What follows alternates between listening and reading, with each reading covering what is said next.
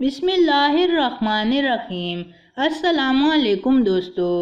زانی مرد یا عورت میں سے دونوں کو 100 کوڑے مارو، ساری مستی نکل جائے گی اور پھر اس برائی کے قریب نہیں آئیں گے۔ حقیقت یہ ہے کہ زنا بہت سی خرابیوں کا سبب ہے، بہت سے گھروں کی بربادی کا سبب ہے اور اس کے نتائج بہت بھیانک ہیں۔ اللہ تعالیٰ کے نزدیک بھی زنا بہت ہی ناپسندیدہ چیز ہے۔ حدیث میں آتا ہے کہ زنا اور نور ایک جگہ اکٹھے نہیں ہو سکتے، یعنی جسے دنیا اور آخرت دونوں میں نور چاہیے اسے اس چیز سے دور رہنا ہوگا۔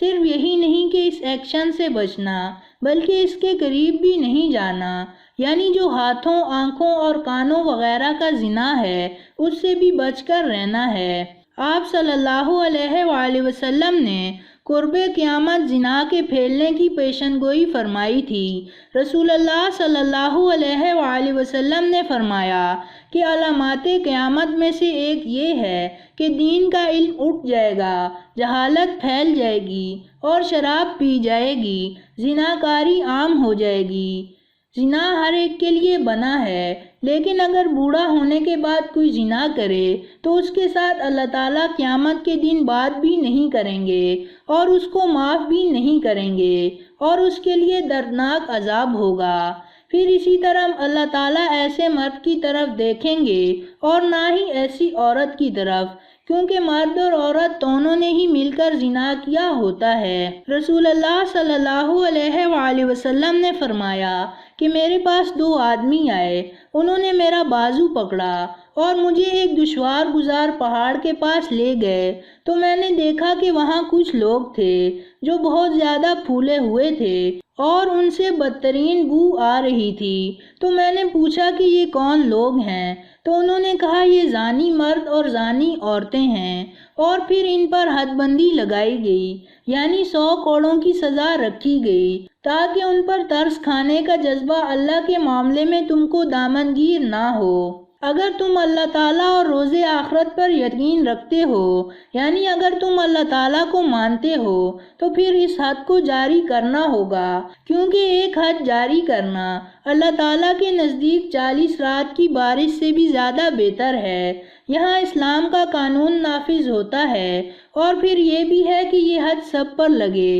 خواہ وہ بوڑھا ہو یا بیمار ہو یا کچھ بھی ہو، لیکن اس کا طریقہ مختلف بھی ہو سکتا ہے۔ یعنی اگر کسی کے حد جاری کرنے سے مرنے کا اندیشہ ہو تو ایسی صورت میں ہلکی حد جاری کی جا سکتی ہے، لیکن حدوں کو جاری کرنا اللہ کا حکم ہے اور ان کو سزا دیتے وقت اہل ایمان کا ایک گروہ موجود رہے، یعنی یہ حد یا سزا سب کے سامنے دی جائے تاکہ دیکھنے والا بھی مار پڑتی دیکھ کر عبرت حاصل کرے اور اس سے باز آئے۔ قرآن مجید میں اللہ تعالیٰ کا ارشاد ہے کہ زانی مرد زانی عورتوں کے لیے ہیں اور زانی عورتیں زانی مردوں کے لیے ہیں، یعنی پھر زانی عورت کا نکاح بھی زانی مرد سے ہی ہونا چاہیے۔ پاک لوگوں سے زانی لوگوں کی شادی نہیں ہو سکتی۔ اور یہاں پر آپ دیکھیں گے کہ زنا اور شرک کو ساتھ ساتھ واضح کیا گیا ہے، یعنی جس طرح شرک کبیرہ گناہ ہے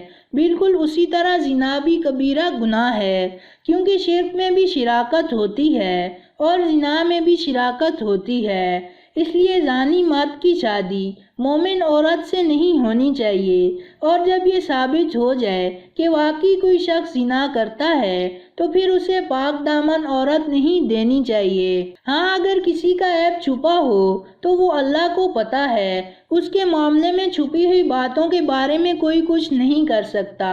اور کن کن غلط راستوں پر چل چکا ہے، اور اب اس کا نکاح کسی پاک مرد یا عورت سے ہو رہا ہے تو یہ راز اللہ کو معلوم ہے، تو پھر اللہ ہی اس کے ساتھ جو معاملہ کرے وہی اس کی سزا ہوگی۔ دنیا کا قاعدہ بتا دیا گیا ہے۔ قرآن مجید میں اللہ تعالیٰ کا ارشاد ہے کہ جو لوگ پاک دامن عورتوں پر تہمت لگائیں اور پھر 4 گواہ نہ لے کر آئیں تو ان کو 80 کوڑے مارو اور ان کی شہادت کو بھی قبول نہ کرو اور وہ خود ہی فاسق ہیں، سوائے ان لوگوں کے جو اس حرکت کے بعد تائب ہو جائیں اور اصلاح کر لیں۔ اللہ ان کے حق میں غفور رحیم ہے۔ اس سے یہ پتہ چلتا ہے کہ اسلام اس بات کو سخت ناپسند کرتا ہے کہ کوئی کسی پر الزام لگائے اور جھوٹا الزام لگائے، کیونکہ اس سے کسی کی عزت پامال ہوتی ہے، اور ہمارا دین ہمیں دوسروں کی عزت کرنا سکھاتا ہے۔ اس طرح اسکینڈلز کو اچھالنا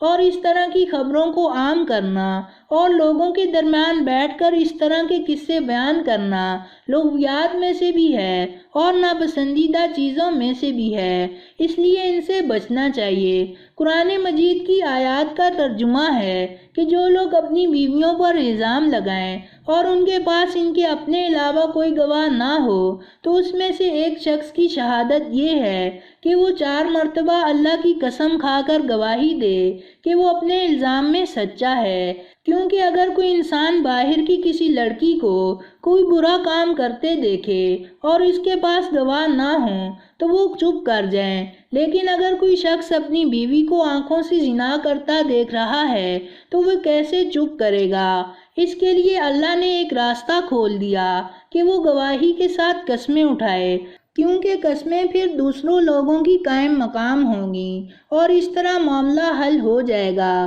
وہ گواہی اس طرح ہوگی کہ وہ شخص 4 بار اللہ کی قسم کھا کر گواہی دے کہ وہ اپنے الزام میں سچا ہے اور 5ویں بار کہے کہ اس پر اللہ کی لعنت ہو اگر وہ اپنے الزام میں جھوٹا ہو، اور عورت سے سزا اس لیے ٹل سکتی ہے کہ وہ 4 مرتبہ اللہ کی قسم کھا کر شہادت دے کہ یہ شخص اپنے الزام میں جھوٹا ہے اور 5ویں مرتبہ کہے کہ مجھ پر اللہ کی لعنت ہو اگر الزام لگانے والا شخص سچا ہو۔ تم پر اگر اللہ کا فضل و کرم نہ ہوتا اور یہ بات نہ ہوتی کہ اللہ بڑا معاف فرمانے والا اور حکیم ہے، فضل فرمانے والا ہے، تو بیویوں پر الزام کا معاملہ تمہیں بڑی پیچیدگیوں میں ڈال دیتا، یعنی پھر تمہاری زندگی دو بھر ہو جاتی۔ تو اس کو قانون کہتے ہیں، یعنی شوہر نے الزام لگایا اور بیوی اپنے شوہر کو جھوٹا ثابت کرنے کے لیے قسمیں کھائے تو اس کے بعد دونوں کے درمیان نکاح ختم کر دیا جاتا ہے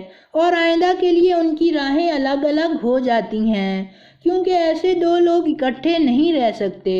شادی اعتماد اور یقین کا رشتہ ہوتا ہے، اور اگر اس میں بیوی کو شوہر پر اور شوہر کو بیوی پر شک ہے تو زندگی حرام ہو جاتی ہے، اس لیے اللہ نے یہ قانون بنایا۔ تو دوستو، یہ تھی ہماری آج کی ویڈیو۔ پسند آنے کی صورت میں لائک کریں اور اپنے دوستوں کے ساتھ شیئر کریں، اور مزید ایسی ویڈیوز دیکھنے کے لیے ہمارا چینل سبسکرائب کرتے ہوئے ساتھ موجود گھنٹی کا بٹن بھی دبا دیں۔ شکریہ۔